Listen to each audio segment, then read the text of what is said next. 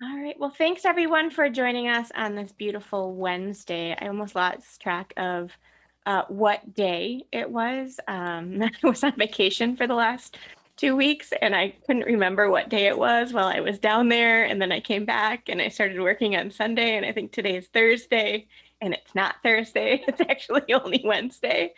So I was a little thrown off as to what day it was. So welcome to this beautiful Wednesday. I don't know if you guys are all in Michigan or not. I know some of you are. There was a beautiful sunrise this morning that I got to see Ooh, while drinking my coffee. It was so pretty with the clouds. It was just gorgeous. So it looked a lot warmer outside than it actually was. It was very pretty. It reminded me of the Florida sunrises I saw. But yeah, was not Florida when I walked outside. So n I was a little sad. no. Absolutely a little sad.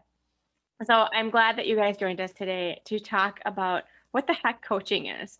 And it was a topic that was near and dear to my heart because if you would have asked me a year ago, actually at this point in time, or 2 years ago, it would be 2 years ago at this point, I would not have known what a coach is. And I would have been like, I don't need coaching. Like, what are you talking about? Like, I do enough reading of self-help books and trying to go through and get my own training and understand all of my own things and seek out people as I need them. I had a mentor. I was like, I don't need this. What the heck is coaching? And I had the opportunity just about a year and a half ago to test out professional coaches for one of my previous employers. And it was the most amazing experience that I had ever been through. And it was funny because the leaders who put me through testing out that coach, I found out afterwards were putting me in that program because they were like, if they can coach Julie because she's going to say she doesn't need any help, if she'll actually take help from them, then it's actually a really great coach. Because they didn't know that I would be super open to the feedback and kind of the self discovery. They figured I would just like put my walls up and completely shut down when it came to anything emotional. So I know a lot of you who are on the webinar know me, and I'm like an emotionally void person. But it was really cool within coaching to kind of dig that out. And I will tell you, in one of my peer coaching sessions that I did, oh gosh, it was probably like a month and a half ago now. I started crying in my peer coaching session, and my my peer coach looked at me and I know, Jen, your mind is blown. You know that that just doesn't happen like ever. I'm Um, warm and fuzzy. Not surprisingly, we were talking about dogs and puppies. Hey, whatever. I know. But it was funny because then we were talking in our peer group later that week, and I had mentioned that I started crying in my coaching call, and all six people who were also in that meeting had the same reaction that Jen did when they were like, "What? Like that's crazy." So I've happened to love it, and I really wanted to be able to share it with you and share my journey in it and give you some tips as to what coaching actually is, what it isn't, how to find a good coach. And then sprinkled in through all of this is some of the things that you guys can do as leaders or as peers, or things you can ask yourself if you're not ready to make the jump into coaching or you don't have the funds to do it. Things that you can use on your own with your own employees or with yourself. So that's also in there as well.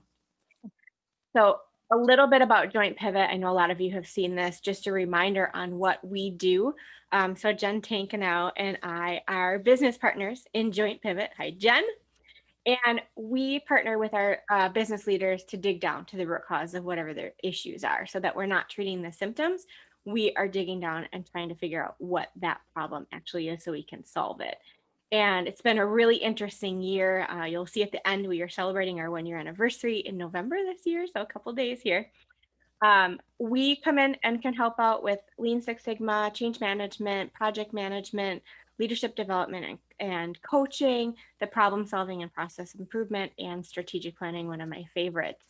And when we started this last year, I was just starting down my coaching journey and wanted to make sure that I could vet that out a little bit more to make sure that it was more legit in these situations. So we have been coming in, really finding our stride this year as essentially coming in and helping out as fractional employees. And I hated that word when Jen first told it to me. I think like 8 months ago, 9 months ago, I was like, oh, that's icky. But kind of reconciled my own feelings around it and was like, yeah, this is what we do. We go in and we essentially immerse ourselves in companies and become one of their employees for a short amount or small time period. in these cases. And I know there's a lot of people here from companies I'm working with currently, and I feel like an employee in those company. I feel like I'm adopting their values. I'm happy when they're happy. I'm sad when they're sad. But it's cool because most of the time they can't necessarily afford what we do full time. A lot of them are smaller companies, but they can pay for us for a part of the time. And we love jumping in there to be able to help with that. All right, so what we do, a little bit of a high level of what we offer from a joint pivot perspective. Obviously, getting in there and are getting shit done. It's the doing aspect of what we do. It is the strategic planning sessions, the continuous improvement, that problem solving. We love coming in there and helping to pick apart those problems and doing the facilitating right alongside you. We'll get in there and help you with it. The other thing we do is the teaching and the training. We'll develop the customized curriculum for you. You pick a topic and we'll figure out everything that surrounds it, all the way from signups through close and surveys and homework and follow up at the end. And then obviously the speaking aspect of it. I love speaking to groups. I know Jen does as well. So any sort of conference speaking, professional meetups, if you have them. We speak at a lot of different professional conferences as guest speakers, and we love doing that as well.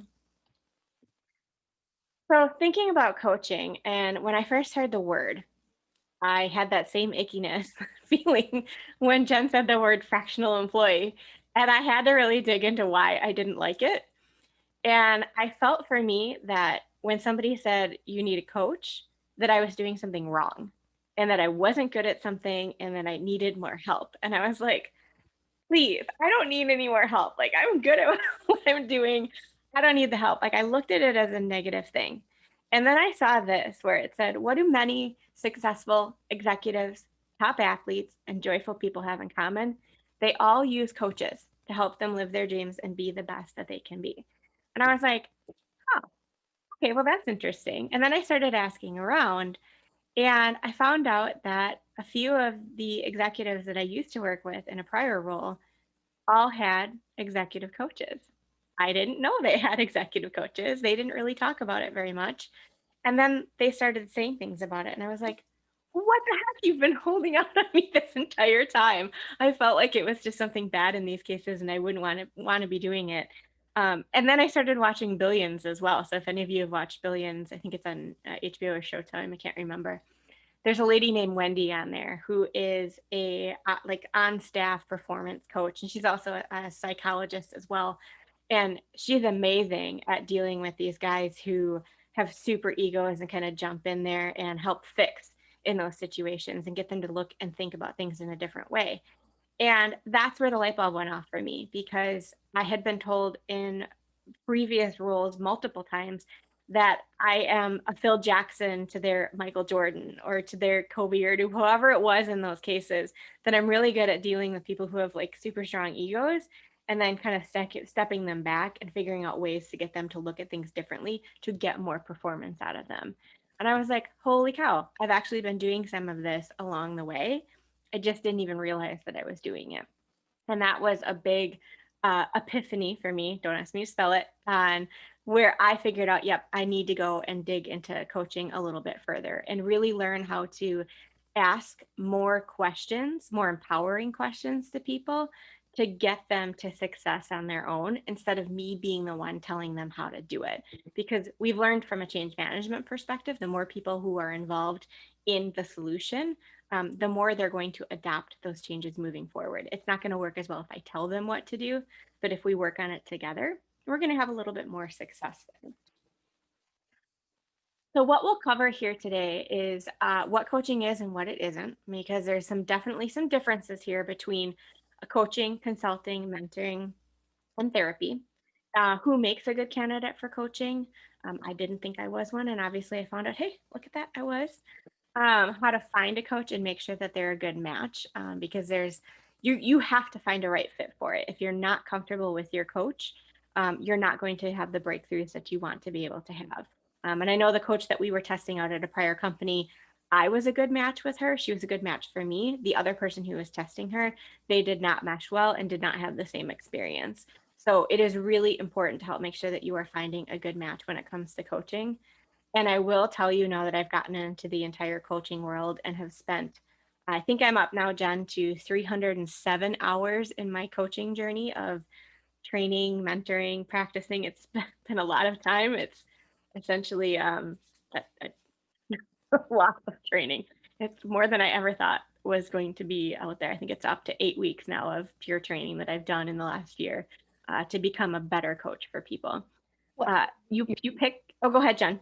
your program's so broad. I mean, you cover so much, which is phenomenal, but you get the time to practice, Yes, which is learning how to do it. absolutely. Absolutely. We come out of there with 24, 48, over 125 some hours of coaching practice before we can even start talking essentially to clients at this point. So, people are going through giving us feedback as we're going through that. But it also gave me the opportunity to meet with coaches that did a different niche than what I do. So I pretty much focus on performance coaching, executive coaching, helping take those people like you guys who are already exceeding in life and in your roles and trying to figure out what is that secret sauce to make it that much better. Like you're already doing really well, but you know that something else is still out there for you, particularly in the business world. And if we dabble into personal, that's fine now too. But it's funny because in this program, you're going to have life coaches, you'd have health and wellness coaches.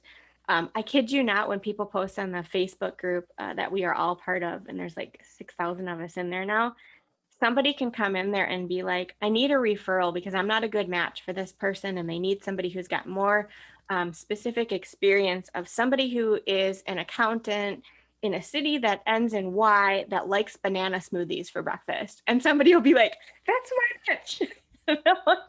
Holy crap. Like there is a partner and coach for everybody out there. So making sure that you find that right match and that right person for you, and then talking through what a typical engagement might look like for you, and then understanding what energy leadership is. So what actually is a coach? Oh, and I love your comment there. I'm singing now, Elizabeth. The matchmaker, make me a match. Exactly. That is what we do here. So ICF, their International Coaching Federation, which is the governing body of all coaching.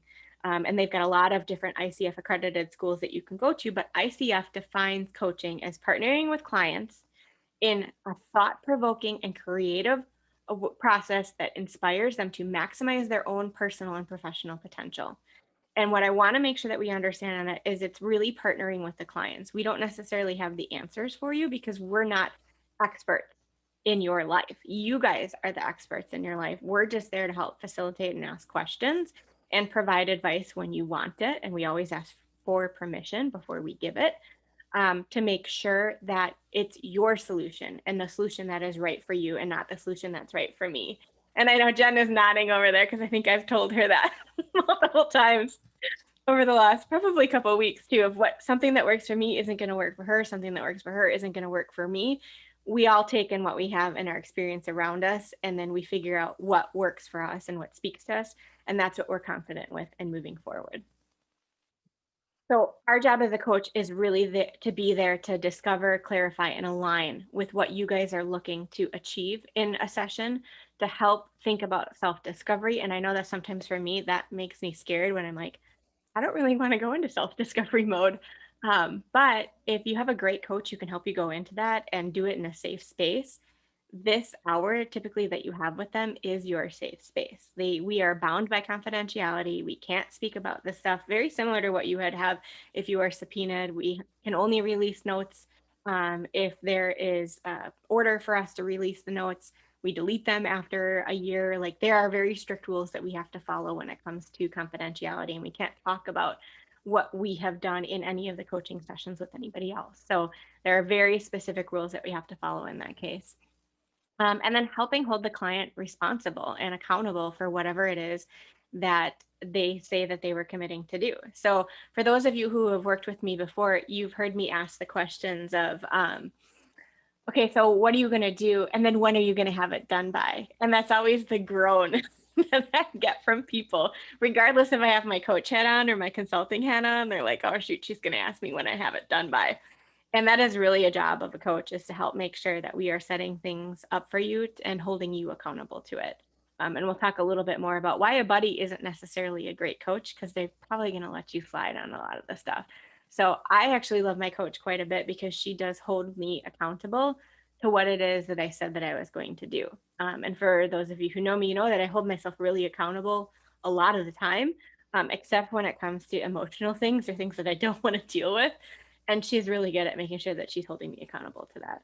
So our process really goes through helping clients dramatically improve their outlook on their work and their personal life, while really developing those leadership skills. Because the things that a coach will ask you, you start to learn how we ask questions and why we ask those questions.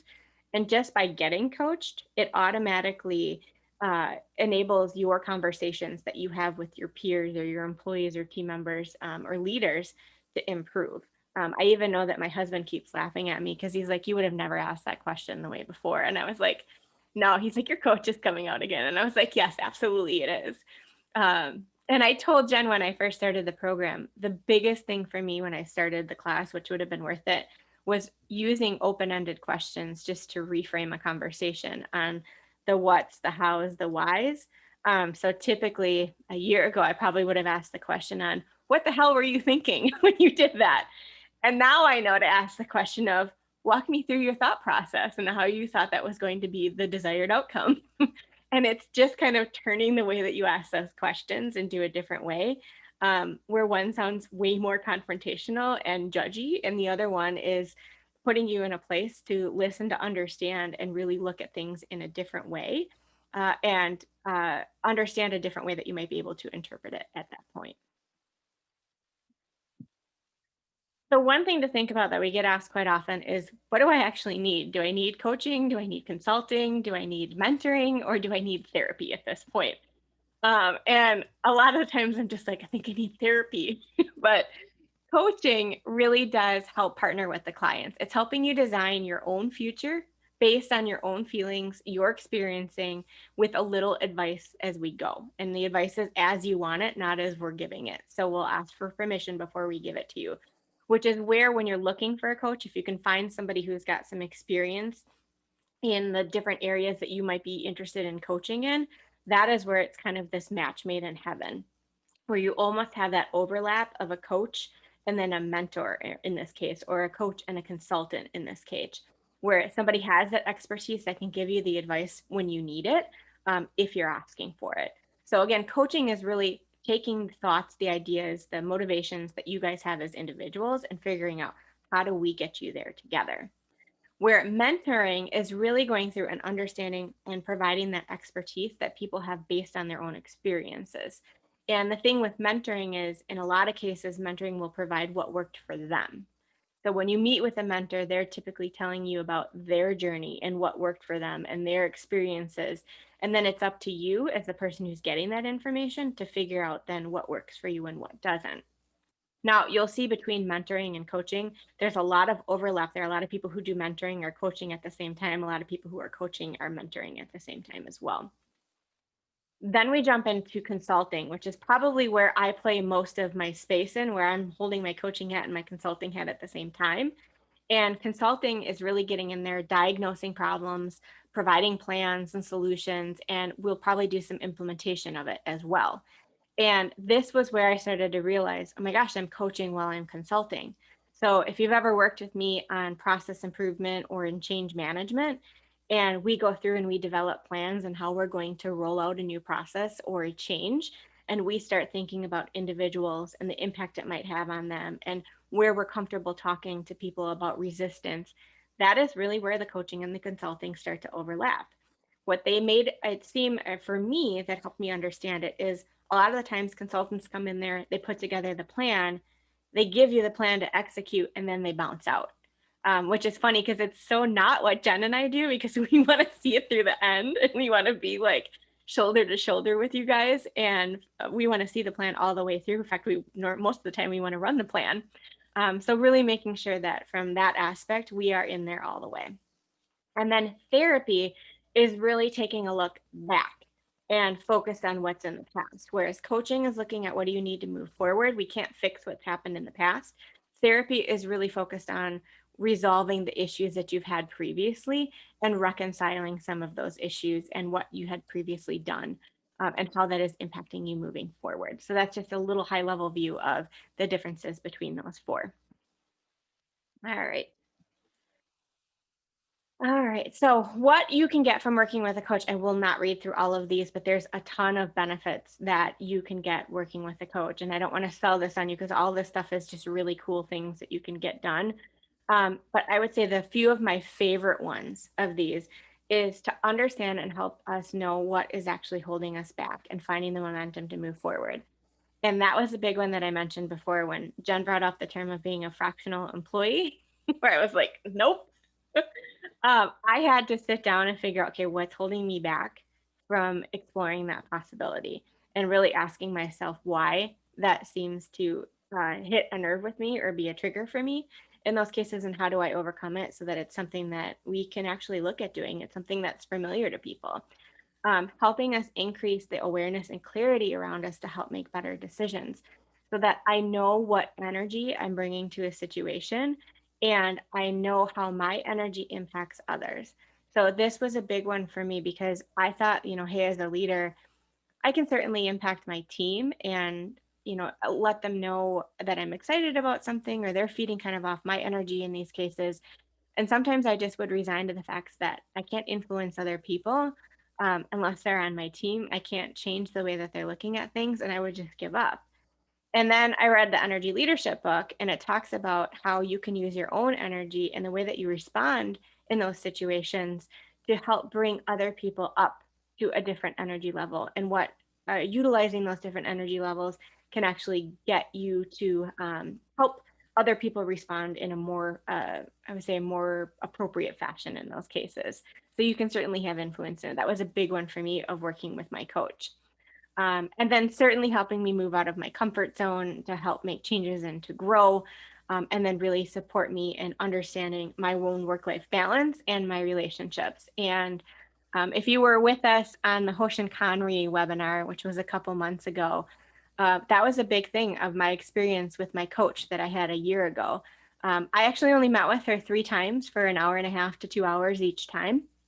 And in that short amount of time with her, she got me to understand the impact that my current position was actually having on my happiness, on my own values, and on my goals, and that I was fighting for something that just was never going to work for me. It wasn't that it's a bad company, it wasn't that it was a bad situation. The values just didn't align in those cases. And not to say that either of the values were wrong, it just was never going to be a good match for me in that situation. And my coach helped me figure that out. And I am just such a damn stubborn person that had that person, that coach for me, not helped me understand that, I would probably still be trying to fight through it today and figure out a way around it. So I give her all the credit in the world for helping me figure out how do I turn my life into something that I value and I love. And yes, Elizabeth, I feel seen 100%. 100%. I know Jen and I had a very similar experience on where our values were, where we felt what we were valued for. And we know that we both made the right decision to go out and work with JointPivot and be able to provide all this stuff to people who actually really want it, which has been fantastic. All right, so who actually makes a good candidate for coaching? Any of these boxes, I would say 2 or 3 of these pop out to you as like, yep, I want to do this. You make a good candidate for coaching. If you're ready to improve your relationships, if you're ready to improve your business skills, make changes in your life, achieve more, a lot of us are actually going through uh, an experience right now where we are finding out what the value is of our life, especially with the last 6 to 7 months where we've had a lot of time indoors to think about what's going on.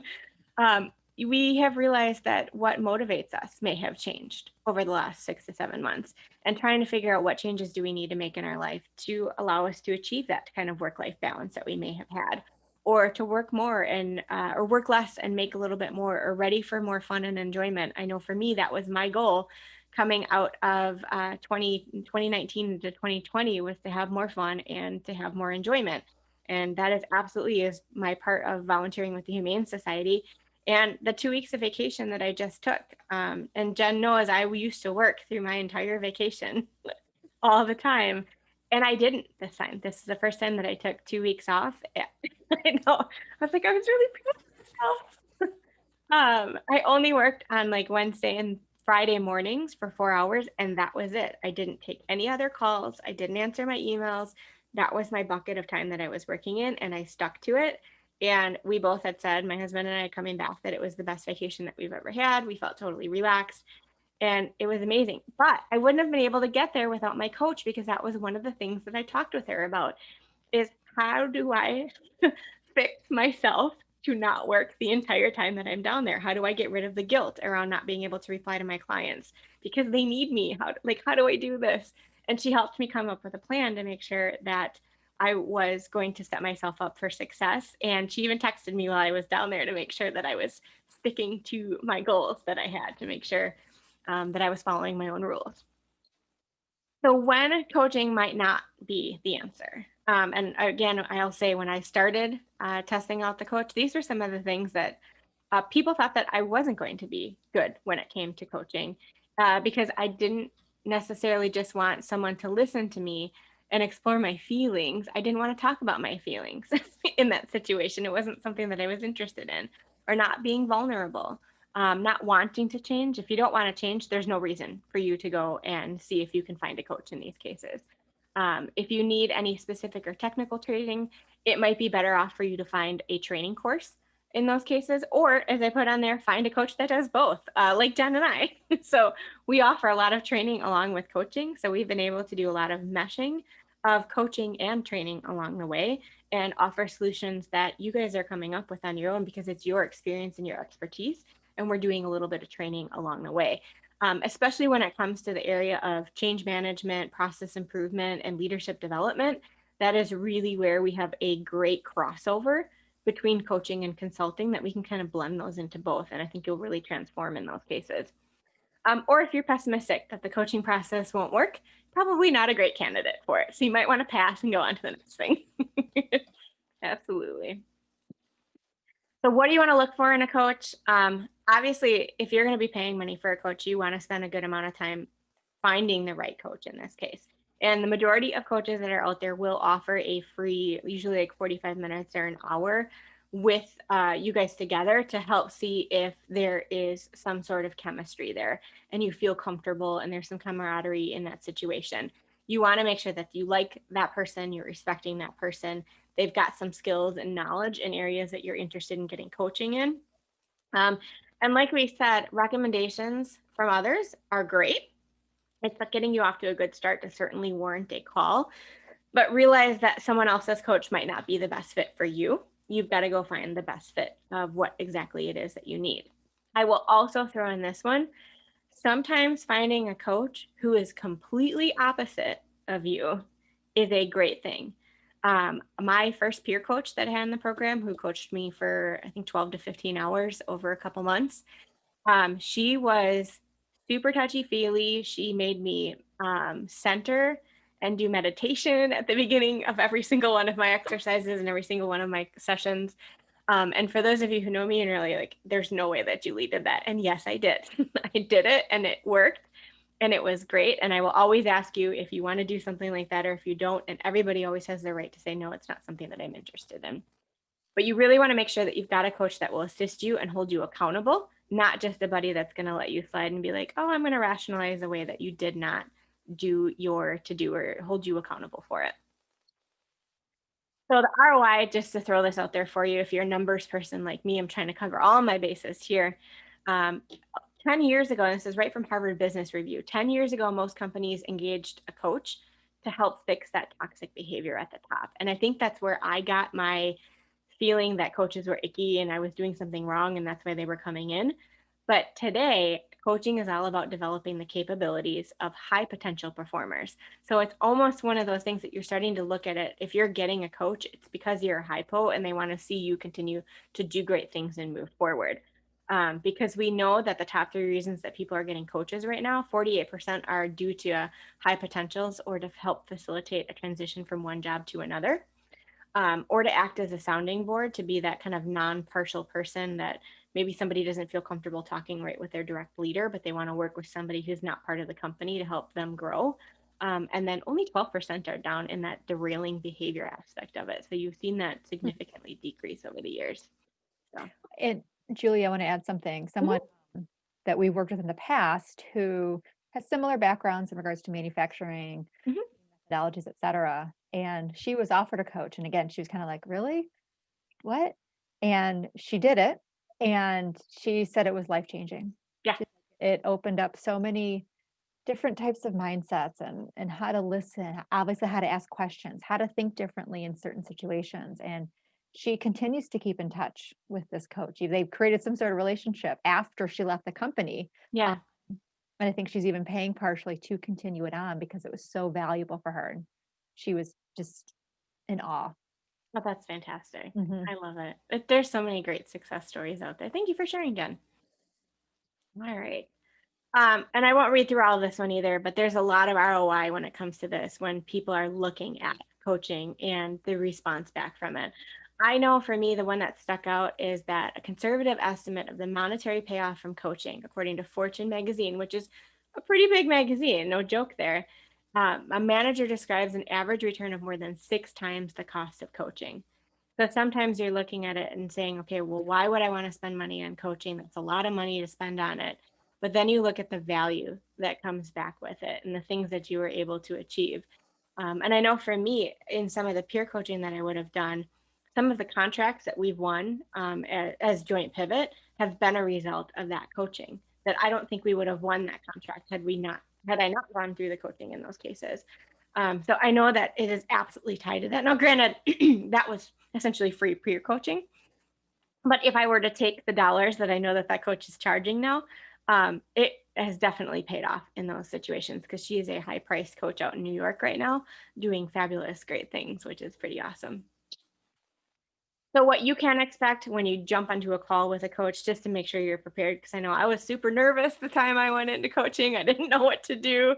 My heart was racing when she called me, and I was like, I know, this is so weird. What you come with is a topic, a goal, an opportunity, or any issue that you want to talk to about, that you want to discuss. You might have a answer on why that topic is important to you or why that opportunity or issue is important to you.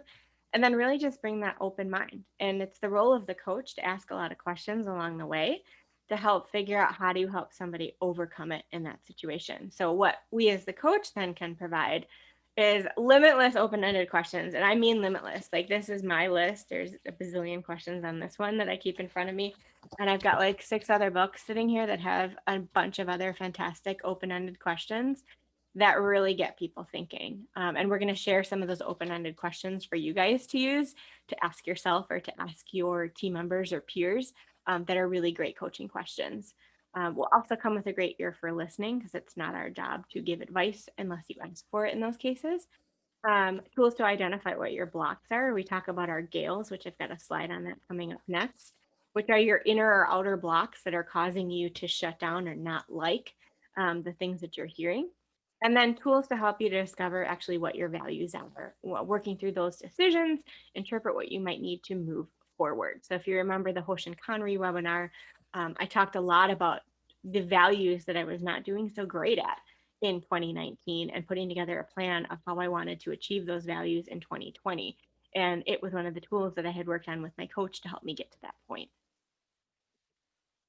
So these are the gales that I was talking about, and it's gremlins, assumptions, interpretations, and limiting beliefs. And these are the inner and outer blocks that cause you to not do something, that we have to investigate as to why we might be adverse to a certain change or a certain position in these situations. And if you guys are leaders of people, or if you've got peers or husbands, wives, partners, whatever is kids, help them figure out why they don't want to do something, you can use these gales to help figure out what's holding them back. So a gremlin, which is the G, is your inner critic that tells you in one way or another that you're not good enough. And I actually have, this is my gremlin here. I think I've showed you guys this before. This is Ursula, the sea witch from Little Mermaid. She's my gremlin. And she tells me all the time that I'm not allowed to be wrong. And that is my inner critic of that I always have to be right and that I can't be wrong. And she stares at me all day. And she reminds me that it's okay for me not to have all of the answers and that I don't need to be right all the time. So she's my sweetheart here. So that's a gremlin. An assumption is an expectation that because something has happened in the past, that it's going to happen again. So if you're saying, oh, I'm not going to put that proposal out, or I'm not going to jump on that opportunity because the last time I did, X happened. And that is an assumption that you're making, that because of something that happened previously, it's going to happen going forward. Then we have an interpretation, and that is really a story that you're telling yourself. So it's an opinion or a judgment that you create, that you believe to be true. And sometimes it's one of those where, well, that person's not calling me back because they're mad at me, or I didn't win that because um, they didn't like XYZ, or I didn't get picked for that promotion because they like this person better. It's all of these interpretations or stories that we tell ourselves that they probably aren't true. We're probably just interpreting. At that point, we do that to keep ourselves safe and to kind of feel better instead of exploring into what the actual reason is. And then that last one, the L, is your limiting belief. And this is something that you just accept as true about your life or about yourself, that limits you in some way. So for me, my limiting belief when I was younger was that um, girls couldn't be engineers and they weren't supposed to like science and all that fun stuff. And we couldn't do it. And I remember my parents telling me, like, there's no way you can go be an engineer. Like, that's a job for boys. Like, you shouldn't be going to school for that. Why don't you go do hair with your sister? And I was like, well, screw that. Like, I don't believe that limiting belief. I'm like, it's just not for me. It's not for me. So it was a limiting belief that I needed to overcome in those cases. So the majority of the time when we have something holding us back, it's because of one of these gales that we had there.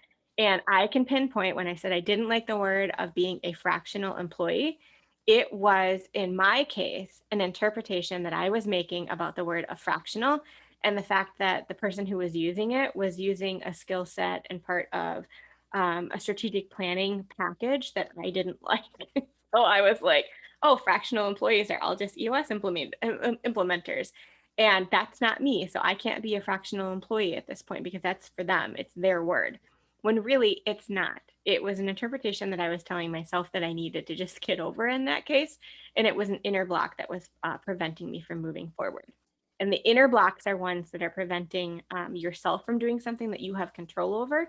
And the outer blocks are things that are in the environment preventing you from doing something that you might have as much control over.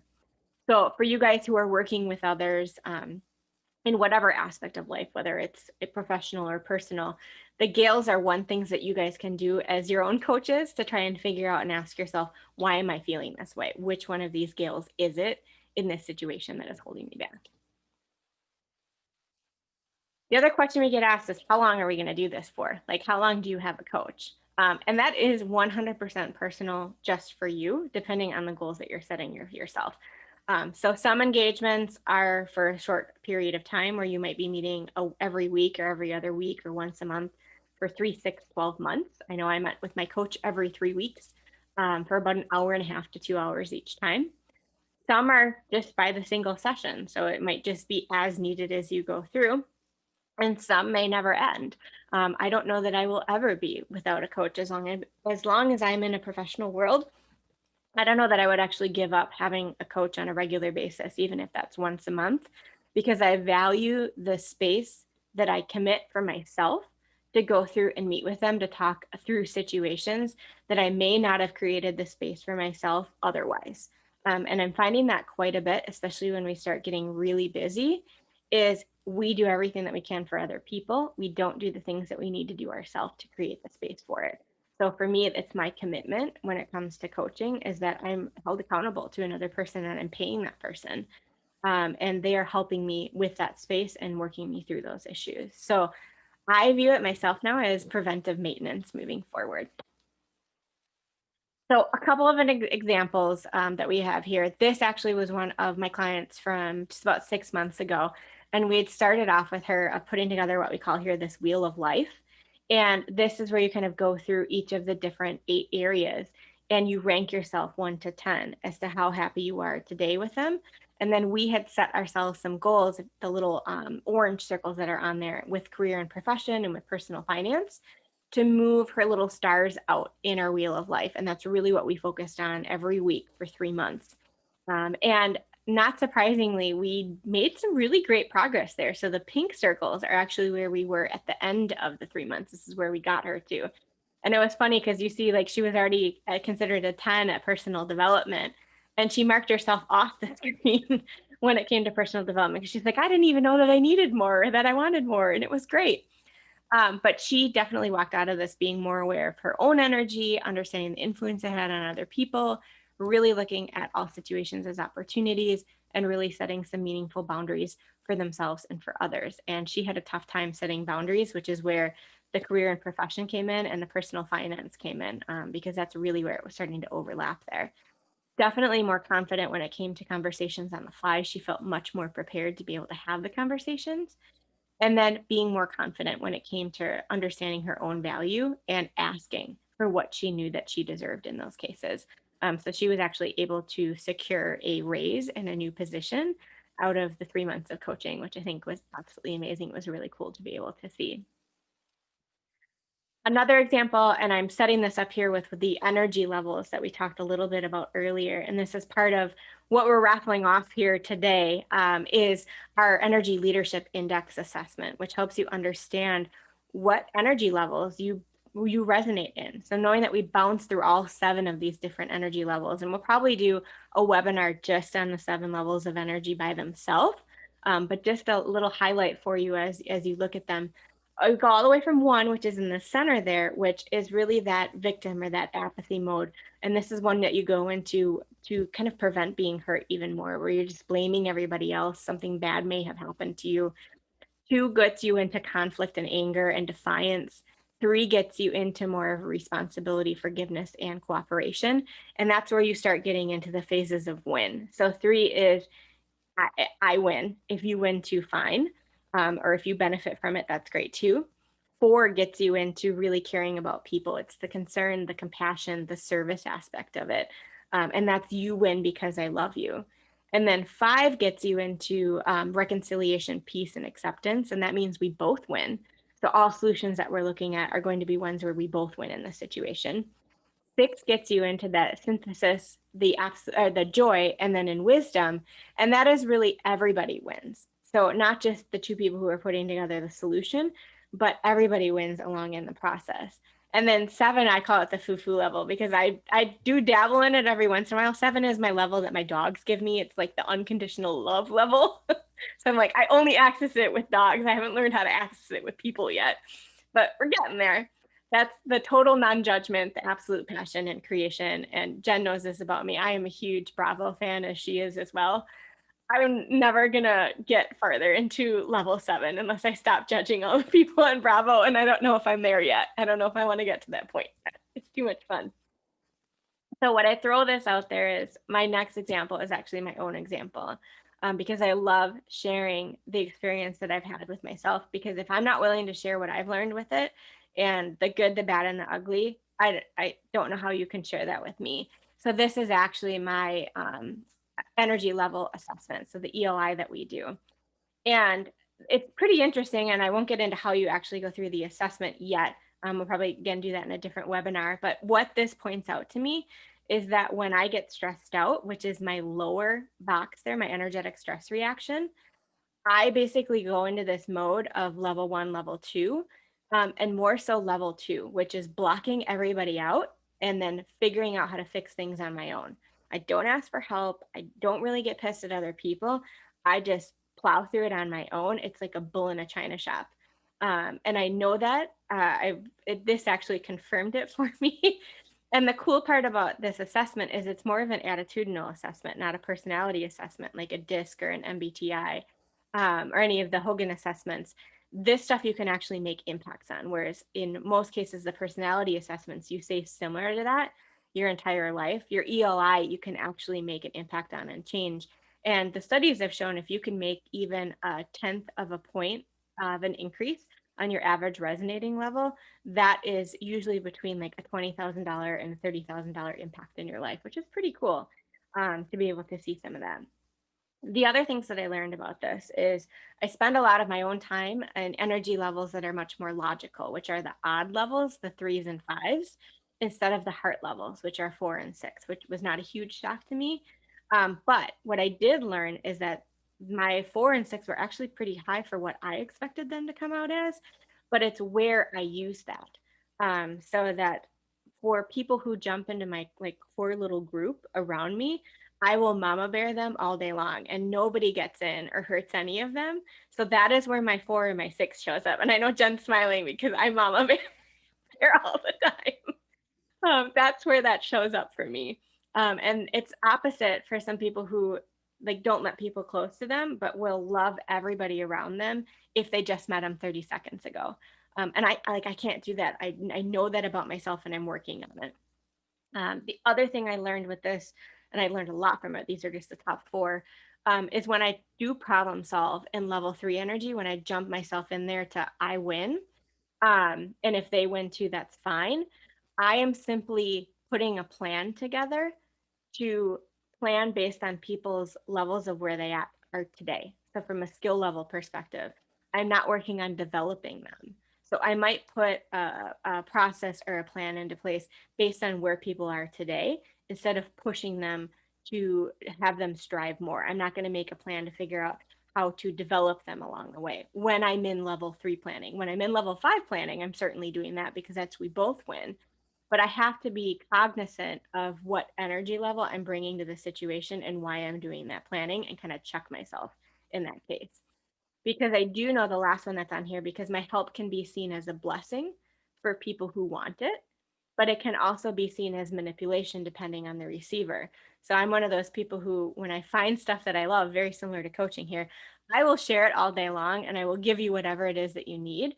Where some people, when they receive it back, will look at that as she doesn't know what I'm doing. She doesn't think that I can do this on my own. And really, what all I'm trying to do is here is everything that I have. I love you. I want to share it with you in these cases. So it was really interesting to kind of see how some of that interplayed with each other and how my energy brought everybody to that situation and how I can use that to help everybody achieve a little bit more, which was really cool. So some of my favorite questions, I talked about those open-ended questions that I use as a coach, and kept track. I put these a bunch of them on a list during the week, and then I started to put little tick marks next to them every time I asked the question for about 2 weeks worth of coaching to see which ones were my favorite. And these are ones that you can use to ask yourself. These are ones that you can ask your team. They're really cool questions for you to go through and ask. So what is standing in the way of you achieving your goals? And why is that important to you? And that's a big question to ask because people are like, oh, I've never thought about why that's important to me. And once they start to articulate it, they'll either figure out and confirm that yes, it actually is important to them, or they'll find out that no, it's not really important to them. What about the process or project could be improved? What did you learn about yourself during that experience? And that is usually followed up with a question of, on how will you apply that moving forward, or how will you change it moving forward? Thank you, Amanda. And how will we apply that moving forward? What do you need to address to overcome that? With another way to look at this situation, that's a big one. On what's another perspective that someone could have on that, or what's another way to look at the situation in this case. And then what is it? What is that approach, project, action, whatever it is, costing you? And that is a huge one for somebody who's struggling with time management. Is what is it going to cost you in this situation to go through and follow through? So one thing we do want to make sure that we talk with you guys about before we end up is everybody who is on the webinar today, we are going to go back through and look at people who had jumped in and out of the call today. And we are going to pick one winner from that who is going to get a free ELI assessment and a debrief. And we are also celebrating our 1-year anniversary for the month of November, which is awesome. So for the month of November, one of the specials that I'm running on the Pivot with Julie side, and Jen will be sharing some specials. So watch the website for November because she'll be sharing some too. Is an anniversary coaching special if you want to do an ELI with a debrief. So normally we don't offer just the ELI and the debrief. We do that along with at least 2 coaching sessions. This is just the ELI and just a 60-minute debrief that goes with it for $225. So that's such a deal in that case. So you can head over to pivotwithjulie.com to purchase that. The other thing for you guys on the webinar through 11/4, anything that's on the Pivot with Julie website, you get 10% off any of the coaching packages if you use the code WEB1020. So that's October of 2020 there. So WEB1020 will get you an extra 10% off through the end of the day on November 4th. So if you've got training dollars or you missed a conference this year or you want to work on some development that are just sitting out there and you don't want to lose them at the end of the year, it's a good idea to go through and purchase some of those coaching packages so you have those set and ready to go. And you can be using them into next year in these cases. So, Jen and I certainly want to thank you for joining us here today. If you have any questions, and I think I answered the majority of the questions that came through in the signups or that people had emailed me, but we do have an upcoming webinar on November 16th. And Jen, I'll let you talk about that one. Thanks. Thank you, Julie. Yeah, this is about planning, and it's going to be basic because planning is part of our days, right? Getting out of bed. Hmm. What am I going to do first? Am I going to press snooze? Um, no, but I'm kind of exploring and collecting data. If you've seen any of our surveys out on LinkedIn on how people approach it and what's blocking them from being successful. So I'm excited for this in November. Go ahead and you can sign up on our website.